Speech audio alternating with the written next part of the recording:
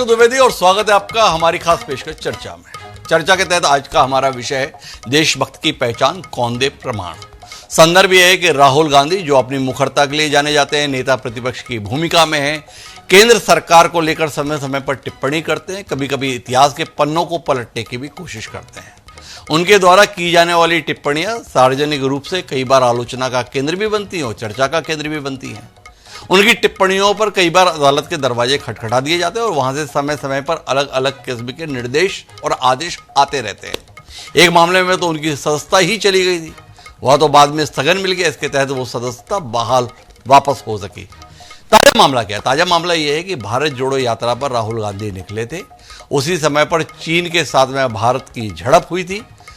राहुल गांधी ने कहा कि चीन ने हमारी 2000 वर्ग किलोमीटर जमीन पर कब्जा कर लिया है, 20 सैनिकों को मार दिया गया है, पीटा जा रहा है हमारे सैनिकों को। इसके खिलाफ एक शख्स के द्वारा अदालत का दरवाजा खटखटा दिया गया और कहा गया कि यह तो सीधे तौर पर देश का अपमान है, देश की सेना का अपमान है। सुप्रीम कोर्ट में इसको लेकर सुनवाई दी, जमानत की याचिका दी। सुप्रीम कोर्ट ने राहुल गांधी को जमानत तो दे दी, पर सुनवाई के दौरान इस बात पर नाराजगी जताई, जिसके लिए लोग फटकार शब्द भी इस्तेमाल कर रहे हैं कि एक सच्चा भारतीय इस प्रकार की बयानबाजी कैसे कर सकता है। कैसे कह दिया आपने कि 2000 किलोमीटर जमीन कब्जाई गई? क्या प्रमाण आपके पास में है? आप ऐसा कैसे कह सकते हैं? कैसे आपने कह दिया कि हमारे सैनिकों को पीटा जा रहा है? इसकी प्रतिक्रिया आज राहुल गांधी के भाई बहन के प्यार के तहत दिखाई दी। प्रियंका गांधी जो राहुल गांधी की बहन है, उन्होंने कहा कि अदालत प्रमाण देगी कि सच्चा भारतीय कौन है, और उनकी टिप्पणी पर बात करना वाजिब है। लगातार चर्चा है, हम भी आज कोशिश करते हैं इस पर बात करने के लिए। हमारे साथ इस चर्चा का हिस्सा बनने के लिए दो खास मेहमान हैं। हमारे साथ सुरेंद्र राजपूत जी हैं, राहुल गांधी के जबरदस्त पैरोकार हैं, कांग्रेस पार्टी के प्रभावी प्रवक्ता हैं। आज अपने नेता के बयान के समर्थन में क्या कुछ कहते हैं जानने में हमारी दिलचस्पी है। हमारे साथ शरद त्रिवेदी जी हैं, भारतीय जनता पार्टी की बाँचें खिली हुई हैं। प्रधानमंत्री मोदी जी से लेकर गौरव भाटिया तक सब बता रहे हैं, देखो राहुल गांधी के संदर्भ में किस तरीके से अपनी जग हंसाई कराते हैं। आप दोनों का स्वागत है। चर्चा की शुरुआत सुरेंद्र राजपूत जी से करते हैं, पर उससे पहले प्रियंका गांधी के बयान को सुन लेते हैं। सच्चा भारतीय है, कौन सच्चा भारतीय नहीं है, ये तो मुझे लगता है कि मतलब न्यायपालिका के प्रति पूरे आदर के साथ कह रही हूँ कि ये तो उनके दायरे में नहीं होती था डिसीजन। ये कोई जस्टिस तो नहीं तय करेंगे।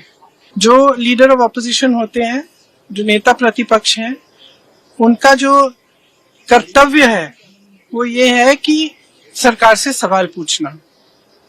ठीक है, ये उनका कर्तव्य है, तो वो अपना कर्तव्य निभाते हैं। जब सरकार से सवाल पूछते हैं, उनको पसंद नहीं है, वो जवाब नहीं देना चाहते, इसलिए ये सब चीजें वो कराते हैं। तो सुरेंद्र राजपूत जी, प्रियंका गांधी ने कहा कि जस्टिस तय नहीं करेंगे और उन्होंने कहा कि वो नेता प्रतिपक्ष हैं, नेता प्रतिपक्ष का काम है सरकार से सवाल पूछना। वह अदालत की सुनवाई के दौरान ये भी कहा गया था कि भाई आप सदन में पूछो ना जितने सवाल करने हैं। सार्वजनिक मंचों से इस प्रकार की तथ्यविहीन बात को लेकर कथित तौर पर, क्योंकि आपके पास प्रमाण क्या है ये बोलने के संदर्भ में, इस आधार पर राहुल गांधी पर सवाल है। क्या कहते हैं आप? हिमांशु भाई, वो कहते हैं ना कि कुछ लोग तुम्हें समझाएंगे, कुछ तुमको खौफ दिलाएंगे, जो है वो भी खो सकता है, और इस राह में रहजन है इतने कुछ और, पर तुम इस पल में जिंदा हो, ये पल तुम में जिंदा है, ये वक्त नहीं फिर आएगा, तुम अपनी करनी कर गुजरो, जो होगा देखा जाएगा। दो चीजें बड़ी साफ है। भारतीय जनता पार्टी का मोडस ऑपरेंडी समझिए। भारतीय जनता पार्टी का मोडस ऑपरेंडी है, भारतीय जनता पार्टी के अपने समर्थकों के जरिए राहुल गांधी के खिलाफ मुकदमे करवाओ, 30 से ज्यादा मुकदमे हैं, उन्हें उसमें उलझाओ, उसमें अगर कोई प्रतिकूल टिप्पणी आ जाए, किसी तरीके से कोई सजा हो जाए, किसी तरीके से कोई बात हो जाए, उसको दुनिया में हल्ला मचाओ, और हल्ला मचा करके हो करके अपनी बात रखो, ताकि मुख्य मुद्दे गौण हो जाए। मैं आपको बताऊं 30 से ज्यादा जगहों पर राहुल गांधी जी का केस चल रहे हैं। इससे पहले तमाम मानहानि के केस में क्या हुआ आपके सामने है, और सुप्रीम कोर्ट ने क्या टिप्पणी की थी आपके सामने है कि गुजरात की अदालतों से आश्चर्यजनक फैसले आ रहे हैं। ये मेरा ऑब्जर्वेशन नहीं था, ये लिखित टिप्पणी थी सुप्रीम कोर्ट के यहां से। इस पर कोई कुछ नहीं बोलेगा, कोई भी, क्योंकि ये बहस का विषय है ही नहीं। बहस का कैसे विषय हो सकता है? गुजरात से आंकड़े क्या नाम आश्चर्यजनक फैसले आ रहे हैं। अब आप इधर उधर की बात करके नेता विरोधी दल का काम आप सुनिए। नेता विरोधी दल के पास कैसे प्रमाण होगा? हमारे पास तो सवाल है। हम एक सवाल आपके जरिए कर रहे हैं। भारतीय जनता पार्टी के विद्वान प्रवक्ता बैठे हुए। 2014 में भारत का क्षेत्रफल कितना था आधिकारिक रूप से, और 2024-25 में भारत का क्षेत्रफल कितना है आधिकारिक रूप से सरकार बता देगी। तो भारत का क्षेत्रफल बढ़ा है, घटा है, विवादित क्षेत्रफल कितना है, अविवादित क्षेत्रफल कितना है, अगर ये सारा सरकार बता देगी तो दूध का दूध पानी का पानी हो जाएगा। किसी को कुछ कहने की आवश्यकता ही नहीं पड़ेगी। बहुत साफ सी बात है। अगर भारत की सरकार 2014 में हमारा क्षेत्रफल कितना था, विवादित क्षेत्र कितना था, आज रिजांगला पास के जो मेजर शैतान सिंह है, परमवीर चक्र, जिन्होंने 150 लोगों के साथ शहादत दी थी लेकिन रिजांगला पास जीता था, आज उनका शहादत का दिन है। 50 साल से उनका स्मारक बिल्कुल पूरी तरीके से हमारे उसमें रहता था, और पिछले 3 सालों में हमने वो पास खो दिया है। पास नहीं, सॉरी, वो क्या नाम जो स्मारक है, और चीन ने उसको तोड़ दिया। आपके सामने है, मैं नहीं कह रहा हूं, ये तो बाकायदा आपके यहां रिपोर्टिंग है, लेकिन इस पर कोई बहस नहीं होगी। इस पर कोई बहस नहीं होगी। मेजर शैतान सिंह जो कहता था रामपाल जरा मेरी बेल्ट खोल दे, और रामपाल यादव कह रहा था कि यार बेल्ट कैसे साफ खोल दूं, आप क्या, पूरी आंतें तो आपकी निकली हुई हैं। उस मेजर शैतान सिंह का जो स्मारक है वो आज की डेट में चीन, वहां पर हम जा नहीं सकते, तोड़ दिया है वो। और उसके बाद भारत की सरकार कह रही है, या हमारे जज साहब कह रहे हैं, ओवरऑल ऑब्जर्वेशन दे रहे हैं कि आपके पास क्या सबूत है? हमारे पास कैसे सबूत होगा? कहां से सबूत होगा? सबूत तो सरकार देगी। अच्छा चलिए, सबूत तो नहीं होगा सुरेन जी, पर इसको आप कुछ गंभीरता से लेते हैं। मानहानि का मसला है, मानहानि में दोषी ठहराइए या दोष मुक्त कर दीजिए, पर टिप्पणी आ रही है एक सच्चे भारतीय होने के संदर्भ में। आप अवगत हैं अतीत की पृष्ठभूमि से, सोनिया गांधी जन्मजात भारतीय नहीं है, तो इसलिए उनकी भारत के प्रति निष्ठा को लेकर सवाल रहे। राहुल गांधी के संदर्भ में भी नागरिकता को लेकर इधर उधर से प्रश्न उठते रहते हैं। राहुल गांधी के सच्चे भारतीय होने को लेकर सवाल उठा, इस पर कुछ कहना चाहेंगे क्या आप? देशद्रोही हैं वो लोग, नीच हैं, निर्लज्ज हैं जो लोग राहुल गांधी की भारतीयता या सोनिया गांधी की भारतीयता पर सवाल उठाते। मैं आपको जिम्मेवारी से कहता हूं, जिसके पिता के चिथड़े मिले हों, कपड़े खाली पे हमने दाह संस्कार किया था, जूतों पे दाह संस्कार किया था, आज भी वो कपड़े रखे हैं जो क्या संग्रहालय में, जाके जरा देख लीजिए। उनकी भारतीयता का प्रमाण पूछा जाता है, जिसकी दादी जो है 34 गोलियां खा करके भारत मां के कोख में गिरी थी, उससे भारतीयता का प्रमाण पूछा जाता है। जिसके नाना क्या नाम, जिसके परदादा सारे के सारे 43 साल जेल में रहे थे अंग्रेजों से लड़ते हुए, उससे भारतीयता का प्रमाण पूछा जाता है। और अगर इधर उधर से किया जाता है तो हिम्मत है तो कायरो सामने से वार करो ना।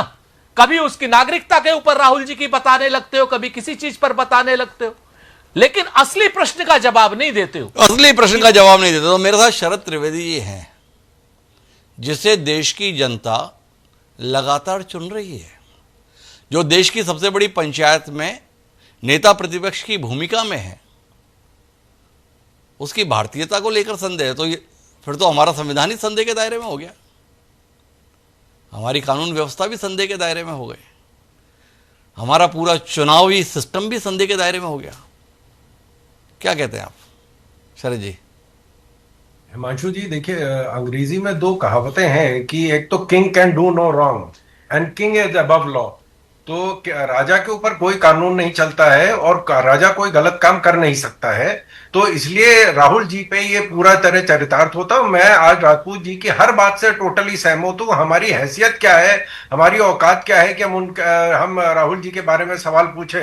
ये तो कानून जो है वो इंसानों के लिए है, सुप्रीम कोर्ट इंसानों के लिए है, क्योंकि राहुल जी जो है दिव्य शक्ति हैं। इनके पास वो तंत्र है कि आप देखें 2 दिन पहले दिल्ली में एक लीगल कॉन्क्लेव हुआ था, उसमें राहुल जी ने खुद कहा था कि उनके पास अरुण जेटली देहांत के 2 साल बाद आए थे और उन्होंने उनको धमकी दी थी कि अगर आपने कृषि कानून पे अपना जो खिलाफत है उसको वापस नहीं लिया तो आपको हम देख लेंगे। और फिर राहुल जी ने उनको जवाब दिया था कि तुम जानते नहीं हो कि मैं कौन हूं। तो ये कोई दिव्यात्मा या कोई दिव्य शक्ति है जो इस तरह की बातें कर सकती है, जिनसे इस तरह के लोग मिल सकते हैं। ये विदेश में जाके उन्होंने आप फ्रांस के उन्होंने कहा था कि फ्रांस के राष्ट्रपति ने उनसे कहा है कि अगर राफेल के डील में राफेल के जो कागज है अगर उनको सार्वजनिक किया जाए तो उस पर उन्हें कोई ऑब्जेक्शन नहीं है। तो फ्रांस विदेश मंत्रालय क्योंकि इनकी दिव्य शक्ति से उतना वाकिफ नहीं है, तो विदेश मंत्रालय ने कहा कि साहब हमने ऐसी कोई बात नहीं करी और हमारे राष्ट्रपति ने ऐसी कोई बात नहीं करी है। राहुल जी बता रहे हैं कि साहब 2000 किलोमीटर जमीन चीन के कब्जे में है। आप कोई भी आरोप लगाइए, क्योंकि इसी तरह आरोपों से जो है देश में और राहुल जी की वजह से खासतौर से एक हंसी मजाक का माहौल रहता है, क्योंकि राजनीति बड़ी गंभीर विषय है, लेकिन उसमें थोड़ा सा अगर हंसी मजाक रहे तो एक अच्छा एक एटमॉस्फेयर बनता है। ये विदेश में जाके उनको निमंत्रण देते हैं कि साहब आप आके हमारे लोकतंत्र की जो हत्या हो रही है उसको आप बचाइए आके। ये एक मिनट रुकिए शरद जी, मुझे लगता है अपन विषयांतर पे चले जाएंगे। इन बयानों के आधार पर बात करेंगे तो कमी तो आपने भी नहीं छोड़ी। आपके नेता भी विदेश में जाकर बोल दिए थे भारत कोई जगह थी पैदा होने की 2014 से पहले। आप शर्मसार रहे थे क्या कि आप भारत में पैदा हुए थे? कहें तो वो बयान चलवा दें। आप बताते थे 2014 से पहले इतने लाख करोड़ विदेश में जमा हैं, 100 दिन में काला धन विदेश से जो है भारत आ जाएगा। आज 11 साल आ गए हो गए सरकार के, आ गया क्या? मैगजीन ने कहा है कि 91 में हमारी सरकार नहीं थी, हम कहीं दूर दूर तक नहीं थे। स्विस मैगजीन ने कहा कि साहब एक 1.8 बिलियन डॉलर जो है सोनिया जी का वहां स्विस बैंक अकाउंट में है, और उस जो स्विस मैगजीन ने ये कहा था। और उसके बाद जो है सोनिया जी के बाद जो है इसकी ओनरशिप जो है ट्रांसफर करी जाएगी राहुल गांधी पे। ये इसका भारतीय जनता पार्टी से कोई लेना देना मतलब स्विस की कोई बैंक में एक मैगजीन में छप रहा है, वो भरोसे के लायक हो गया। और चीन भारत में दाखिल हो रहा है, इसके संदर्भ में तमाम पत्र पत्रिकाएं चीख चीख कर चिल्ला रही थी। उस पर अगर राहुल गांधी ने बोल दिया तो अपराध हो गया। ऐसे ही दलील देना चाहते शरद त्रिवेदी जी आप? मेरा सवाल है आपसे, सुरेंद्र राजपूत जी सवाल उठा रहे हैं कि शैतान सिंह जी का स्मारक जिस भूमि पर था वो स्मारक तोड़ा जा चुका है, वो हमारे कब्जे में नहीं रही। ये सुरेंद्र राजपूत का दावा सही है या गलत है? सुरेंद्र राजपूत झूठ बोल रहे हैं या सुरेंद्र राजपूत सही बोल रहे हैं? शरद जी। मैं भारत के प्रधानमंत्री, भारत के सेनाध्यक्ष और ईस्टर्न कमांड के चीफ की उनकी जानकारी बता दूं कि उन तीनों ने यह बात कही है, विदेश मंत्रालय ने यह बात कही है, और जयशंकर जी ने खुद स्वयं कहा है कि 1 भी इंच ऐसी जमीन नहीं है जो चीन के कब्जे में भारतीय जनता पार्टी के आने के बाद हुई है। जो आखिरी के इस तरह का किस्सा हुआ तो सन 62 में हुआ था, उसके बाद कोई किस तरह का किस्सा नहीं हुआ था। ये तीनों जो हमारे शीर्ष जो संवैधानिक पद पे लोग बैठे वो इस बात को कह रहे हैं। अगर उसके बाद भी हमारे मित्र कह रहे हैं कि नहीं है, तो सुप्रीम कोर्ट तो कह रहा है कि आप दीजिए सबूत।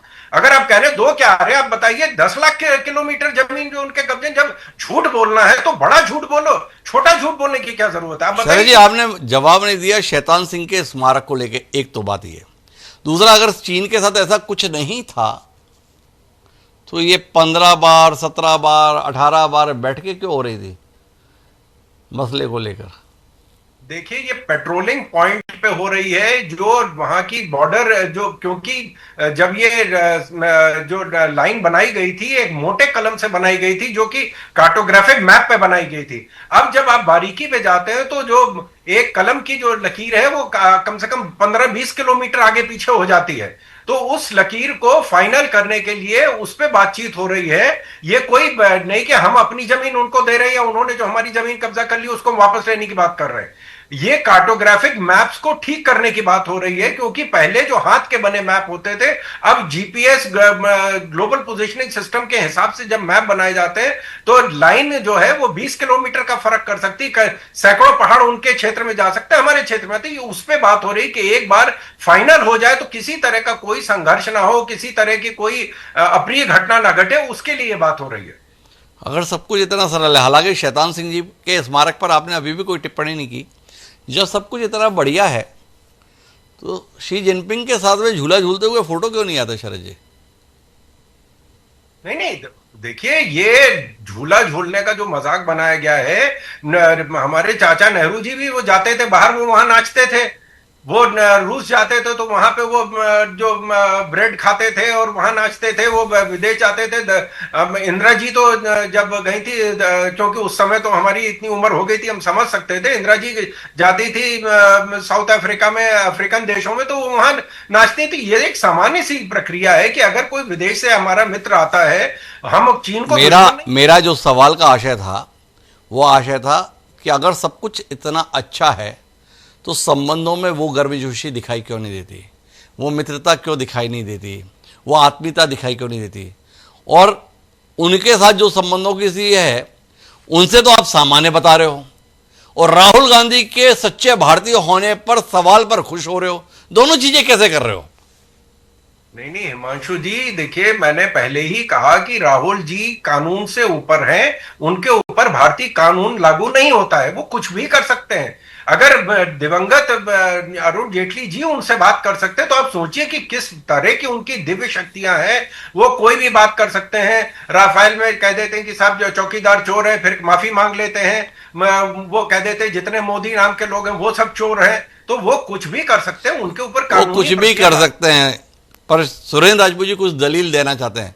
जी सुरेंद्र जी, शरद जी काफी डिफेंसिव मोड में है, उनका कहना है राहुल जी तो दिव्य शक्तियों से ओतप्रोत है, कहां भारतीयता के संदर्भ में सवाल पर बात कर रहे हैं हम? जी हिमांशु भाई, मैं और कुछ नहीं, मुझे अफसोस है कि आज मैं शरद जी के साथ बहस कर रहा हूं। मैं इनको बड़ा विद्वान प्रवक्ता समझता था, लेकिन ये तो व्हाट्सएप यूनिवर्सिटी के निकले। मुझे आप पर भी आज अफसोस आ रहा है कि आपने इतने अच्छे विषय के लिए इतना हल्कापन करा दिया।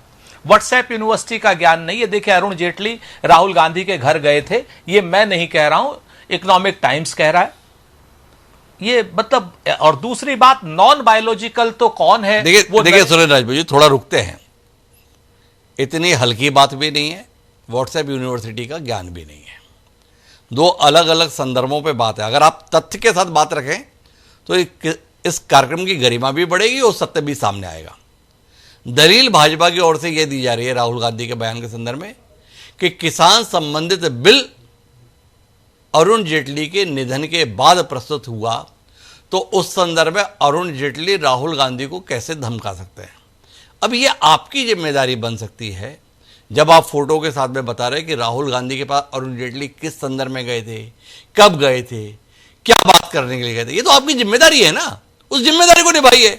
शरद जी पर इतना ज्यादा नाराजगी भरा कटाक्ष होने से सत्य थोड़ी सामने आएगा, सत्य तो आप लाएंगे ना, आप उस जिम्मेदारी को निभाइए। यही तो समस्या है कि आप सत्य ये भी नहीं मान रहे हैं जो अखबार में लिखा हुआ है कि वो कॉल ऑन करने गए थे कृषि कानूनों को लेकर के, क्योंकि कृषि आप बताइए ना, ये मैं अब आप मोबाइल पे दिखाएंगे उससे तो नहीं देख पाऊंगा, ये सुरेंद्र राजपूत जी बताएंगे कि भाई इस तारीख को गए थे, इस संदर्भ में बताने के लिए गए थे और ये खबर इसमें छपी हुई है। आप बताइए ना, मैं तो आपको मौका दे रहा हूं। नहीं, मैं जी, अब ये क्या नाम, अरुण जेटली साहब के कॉल ऑन 22 जनवरी 2018 में गए थे, मतलब ये उस दिन का अखबार है, तो 17 जनवरी को गए होंगे, एक बात। और कृषि कानूनों को बनाने को लेकर के गए थे, उन्होंने कहा था कि भाई हम इसके साथ नहीं रहेंगे, तो उन्होंने कहा था कि फिर इसके कॉन्सिक्वेंसेस होंगे, बाकायदा ये ऑन रिकॉर्ड है, कहीं कोई इसमें। अब शरद जी, आप कुछ कहना चाहेंगे? जिसे आप दिव्य बता रहे थे उसके सत्य को सुरेंद्र राजपूत जी तथ्य सहित बता रहे हैं, तारीख बता रहे हैं, संदर्भ बता रहे हैं, छपी हुई खबर भी बता रहे हैं, क्या कहते हैं? देखिए, जो कानून अरुण जेटली जी राजनीतिक व्यक्ति हैं और काफी अरसे तक वो हमारे रक्षा मंत्री थे, हमारे फाइनेंस मिनिस्टर थे, तो उनका राहुल जी से मिलने में कोई बुराई नहीं है। वो पहले भी मिलते थे, उसके बाद भी मिले थे, लेकिन अपनी मृत्यु के 2 साल बाद आके कृषि कानून जो 2 साल बाद आया था उसके ऊपर उन्होंने राहुल जी को बताया, धमकी दी थी। और राहुल जी ने ये भी उन्होंने कहा कि मैंने उनको ये कहा था कि तुम जानते नहीं हो कि मैं कौन हूं, कि आप मेरे साथ इस तरह कर सकते हैं। तो ये जो है ये एक दैविक शक्ति है। ये जो परिवार है वो राज परिवार है। ये कानून अच्छा चलिए, दैविक शक्ति की बात छोड़िए, हम मूल विषय पर रहते हैं।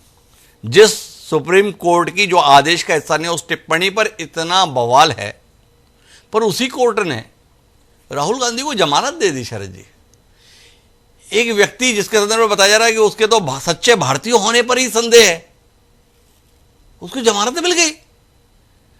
किस बात को गंभीरता से लें, टिप्पणी को या जमानत को? हिमांशु जी, जो मैं पेशे से वकील हूं और एक जो सेइंग है लॉ में कि साहब bail and not jail is the rule. तो बेल मिलना कोई ये नहीं कि आपके ऊपर सजा माफ हो गई या सजा तय नहीं हुई है। जब केस क्योंकि लंबा चलता है तो इसलिए जिन लोगों के ऊपर भागने का डर नहीं या कानून को प्रभावित करने का डर नहीं है, उनको बेल दे दी जाती है। एक सामान्य सी प्रक्रिया। नहीं शरद जी, ये सामान्य बात नहीं है। भाजपा पिछले 24 घंटे से यह बता रही है कि देखो राहुल गांधी तो सच्चा भारतीय भी नहीं है।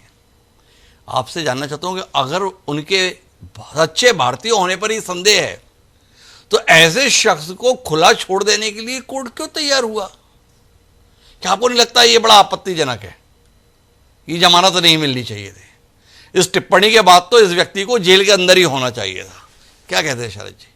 हिमांशु जी, हम भारतीय सर्वोच्च न्यायालय को सुप्रीम मानते हैं, उसके ऊपर कोई नहीं है। लेकिन जो इटालियन सुप्रीम कोर्ट है, कुछ लोग उसको जो कोर्टा सुप्रीमा डी इटालिया है वो उसको मानते हैं कि वो सुप्रीम है, लेकिन हम तो मानते हैं। अरे ये जमानत तो भारतीय सुप्रीम कोर्ट ने दी है ना, इटालियन ने थोड़ी दी है। हिमांशु जी, गुजरात में जब मोदी जी पे कार्रवाई की गई थी, वो सीबीआई कोर्ट गए थे, सीबीआई के सामने पेश हुए थे। माननीय गृह मंत्री जी को जेल भेजी गई, फर्जी केस में 8 महीने उनको जेल रहना पड़ा था। एक भी भारतीय जनता पार्टी का कार्यकर्ता वहां नहीं गया था। लेकिन जब आप राज परिवार को छेड़ते हैं तो उसके बाद पूरी कांग्रेस घेराव करती सीबीआई दफ्तर का और साहब संविधान की हत्या हो जाती है।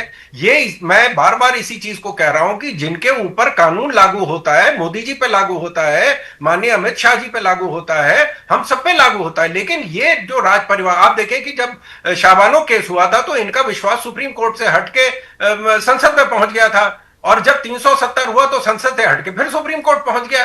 तो ये कुछ, अरे तो आपका विश्वास नहीं हुआ क्या? SC/ST कानून के संदर्भ में सुप्रीम कोर्ट ने जब आदेश दिया तो आप संसद की चौखट पे नहीं चले गए? नहीं बदल दिया आपने उस आदेश को? सुप्रीम कोर्ट ने आदेश दिया था ना मुख्य चुनाव आयुक्त की नियुक्ति के संदर्भ में, नहीं बदल दिया आप संसद में जाकर? तब क्या हुआ सुप्रीम कोर्ट की सर्वोच्चता का? देखिए, जो परिवार किसी कानून को मानता हो, अरे शरद जी, अभी विषय पर रही है। अभी आपने क्या दलील दी? परिवार के संदर्भ में तो आपने अपनी बात कह ली। अभी आपने कहा बड़ी जिम्मेदारी के साथ सुधी प्रवक्ता होने के नाते कि हम सुप्रीम कोर्ट की सर्वोच्चता को मानते हैं। मैंने 2 उदाहरण दिए आपको, सर्वोच्च न्यायालय के ही डिसीजन थे। SC/ST में गिरफ्तारी के संदर्भ में था, वो आपने संसद में जाके बदल दिया। दूसरा, मुख्य चुनाव आयुक्त की नियुक्ति में स्वयं मुख्य न्यायाधीश के मौजूद रहने के संदर्भ में आदेश था, उसको भी आपने बदल दिया। क्या कहते हैं आप? देखिए, मैं बात कर रहा हूं जो पार्टी, जो परिवार कानून से ऊपर है, हम उससे मुकाबला अपना नहीं कर सकते। ये कानून के ऊपर है, इनके ऊपर कोई कानून लागू नहीं होता। शरद जी, आपने मेरे बात का उत्तर तो नहीं दिया, ये तो आप भी स्वीकार करेंगे। बाकी आपने जो कहा वो आपके ऊपर है। पर सुरेंद्र राजपूत जी मेरे साथ में हैं। क्या सुरेंद्र राजपूत जी आप नहीं मानते हैं कि राहुल गांधी लगातार अतीत के पन्नों को जिस तरीके से पलटकर अपनी तरफ से बोलने की कोशिश कर रहे हैं, इसलिए उन्हें ऐसी टिप्पणियों का भागी होना होता है? सावरकर के संदर्भ में उनके बयान लगातार आपको और आपकी पार्टी को परेशान करते हैं। उनकी दादी का आप हवाला दे रहे थे, वो सावरकर जी को महान सपूत बताती है, उनकी स्मृति में डाक टिकट जारी करती है, और उनके पोते उन्हीं सावरकर को खारिज करते हैं और उसके चलते इस प्रकार के सवाल उठते हैं। क्या कहते हैं सुरेश जी? 1967 तक 66 में शायद सावरकर साहब की मृत्यु हुई थी। हिमांशु जी, मैं आपको चुनौती देके, आपको खैर क्या चुनौती, आप तो मान ही जाएंगे, मैं शरद जी को चुनौती देकर के कहता और इनके पूरे संघ परिवार को, भारतीय जनता पार्टी को और जो जो इनके मीडिया में समर्थक हैं सबको, कि जब तक सावरकर का स्वर्गवास नहीं हुआ था, आजाद हिंदुस्तान में सावरकर एक भी सार्वजनिक मंच पे जनसंघ के, क्योंकि भाजपा तो थी नहीं उस वक्त, एक भी सार्वजनिक मंच पर आरएसएस के आप मुझे उनकी एक मौजूदगी दिखा दीजिए, मैं राजनीति से भी मतलब मैं आपको मान जाऊंगा, एक मौजूदगी। सुरेश जी, आपने इतिहास का ऐसा पन्ना पलटा है। सावरकर के जो सबसे विश्वस्त साथी थे, नाम तो उनका श्यामा प्रसाद मुखर्जी, वो हिंदू महासभा के ही नेता हुआ करते थे। उनको सावरकर से अलग करके तो जनसंघ की स्थापना हुई। अब आप ऐसा सवाल करेंगे तो इस सवाल का क्या उत्तर मिलेगा? लेकिन दिक्कत यह कि जो ज्ञान आपके पास में वो राहुल गांधी जी के पास में नहीं रहता ना। वो तो सावरकर के अनुयायी के तौर पर संघ को बताते हैं, जबकि सावरकर को खारिज करके जनसंघ की स्थापना करने वाला संघ है, हिंदू महासभा के पैरेलल संगठन खड़ा कर देने वाला नाम संघ है। इस तथ्य को आप अपने नेता को क्यों नहीं बताते? इतनी सुंदर जानकारी आपने यहां तो दी, अपने नेता को बताने से कहां चूक गए आप? जी जी हिमांशु भाई, आज मैं शायद आपसे बहस कर रहा हूं, भारतीय जनता पार्टी से नहीं कर रहा हूं मैं। चलिए आप इसे कर लेता हूं क्योंकि शरद जी तो व्हाट्सएप यूनिवर्सिटी वाले निकल गए, गलती कर दी। शरद जी का तो आज खारिज हो गए, इनको तो खैर क्या कहना इनको, तो मैं आप ही से बहस कर लेता हूं। यही वही भारतीय जनसंघ को ना हिमांशु जी, जिन्ना का पोता जिसने पाकिस्तान बनाया था, जिन्ना ने, उस जिन्ना का पोता 1960 से 1990 तक फंड करता आया। पाकिस्तानियों के फंड से जनसंघ चलता था, और जो जनसंघ पाकिस्तानियों के फंड से चलता हो, पाकिस्तानी के रिश्तेदारों के फंड से चलता हो, आज की डेट में हमें देशभक्ति ना सिखाएं। ऑफिशियली बोल रहा हूं, 1960 से लेकर के 1990 तक। नस्ली वाडिया के संदर्भ में उल्लेख कर रहे हैं, पूरे सम्मान के साथ आपकी बात को स्वीकार किया। बस सुरेश जी, जो सवाल मैंने उठाया था ना, उसका उत्तर आपने दिया। एक तो आपसे बहस नहीं करनी, तथ्यों पर बात कर रहे हैं। मेरा कहना सिर्फ इतना था कि संघ कभी सावरकर से प्रेरित नहीं रहा। सावरकर के सबसे भरोसेमंद साथी को तोड़कर पंडित दीनदयाल उपाध्याय के साथ खड़ा करके, अर्थात श्यामा प्रसाद मुखर्जी, जनसंघ की स्थापना हुई। तो राहुल गांधी बार बार क्यों भाजपा संघ दोनों को सावरकर का अनुयायी बताते रहते? आप तो स्वयं इस तथ्य को जानते हैं। आपने स्वयं यहां पर बताया कि जनसंघ के मंच पर कभी सावरकर को दिखा दो। इस तथ्य को जानने के बाद राहुल गांधी ऐसी बात क्यों बोलते हैं? तो ये बात आप भाजपा को बोलने दो ना। एक बार भाजपा ये सच को बोल दे कि सावरकर से हमारा कोई लेना देना नहीं। एक बार कहलवा दो इनको, कहलवा दो संघ से कि सावरकर से हमारा लेना देना कोई नहीं। अरे ये ऐसे लोग हैं, ये धर्म बेचकर वोट लेते हैं, हिंदू मुसलमान करके वोट लेते हैं। देखो सुरेश राजपूत जी, ये तो अपनी अपनी कुशलता है। भाजपा तो सरदार वल्लभ भाई पटेल से भी प्रेरणा लेती है, और वल्लभ भाई पटेल भी उनके आराध्य पुरुष हैं। अब आपसे अपना व्यक्ति नहीं संभल रहा तो भाजपा को आप कोसो। शरद जी इसमें क्या करें? पर शरद जी, आपसे जानना चाहता हूं, क्या राहुल गांधी के संदर्भ में ऐसी टिप्पणी से आप सहमत हैं, या आपको लगता है कि न्यायालय को इस प्रकार की टिप्पणी से बचना चाहिए? नेता प्रतिपक्ष हैं लोकसभा में राहुल गांधी, ऐसी टिप्पणियों के संदर्भ में आज समर्थन में खड़े हो सकते हैं। आज राहुल गांधी हैं, कल कोई और भी हो सकता है। देखिए, जब भारत की चीन से संघर्ष चल रहा है और आप भारत के विदेश मंत्रालय से बात नहीं कर रहे हैं, आप भारत के प्रधानमंत्री, विपक्ष के नेता होने के नाते आप भारत के प्रधानमंत्री से भी आप बात कर सकते हैं कि क्या हो रहा है। लेकिन आप जा रहे हैं चीन के, जिससे हमारा संघर्ष चल रहा है, उसके राजदूत से आप रात में बात करने जा रहे हैं, और फिर आप कह रहे हैं कि नहीं साहब हम तो गए नहीं थे। और चीन का राजदूत दूतावास खुद कह रहा है कि नहीं साहब हमसे रात में मिलने आए थे छुप के। तो ये शक पैदा होता है कि आप आखिर आपका देशभक्ति कौन से डिजाइन की देशभक्ति है? आप जहां देश के हित में बात होती है आप उसके खिलाफ चले जाते हैं। आप बता रहे अब कमाल है, चीन के राजदूत से मिलने गए तो ये कौन सी देशभक्ति है, और जिनपिंग से आप गले मिले तो ये देशभक्ति है। राहुल गांधी कन्याकुमारी से लेकर कश्मीर तक 4000 किलोमीटर की यात्रा कर रहे हैं, और किस बात के लिए कर रहे हैं? भारत जोड़ो के लिए। देश एकजुट रहे। जो व्यक्ति कड़कड़ाती ठंड में निरंतर 4000 किलोमीटर इस देश को एकजुट रखने के लिए चल दिया, वो शख्स भारतीय है कि नहीं, सच्चा भारतीय है कि नहीं, ये टिप्पणी आए और राजनीतिक परिवेश में इस टिप्पणी को स्वीकार किया जाए, अपने आप में अचंभा पैदा करता है। राजनीतिक रूप से भारत की सियासत की दिशा में जा रही है। क्या राजनीतिक प्रतिद्वंदी एक दूसरे को इस कदर अस्वीकार हो गए? चाहे कांग्रेस की ओर से नरेंद्र मोदी को लेकर टिप्पणियां हों और चाहे भाजपा की ओर से राहुल गांधी या गांधी परिवार को लेकर, दोनों ही एक स्वस्थ लोकतंत्र की दृष्टि से तो कोई बहुत उत्साह नहीं जगाते। विचार करें राजनीतिक दल, देश के सम्मुख क्या मिसाल रखना चाहते हैं। इस आग्रह के साथ समय मेरा समाप्त हो रहा है, इसलिए आप दोनों मेहमानों का बहुत बहुत धन्यवाद। आज की इस चर्चा में इतना ही। कल फिर मिलेंगे नए विषय के साथ। मुझे दिए सादर प्रणाम। मांगने दो।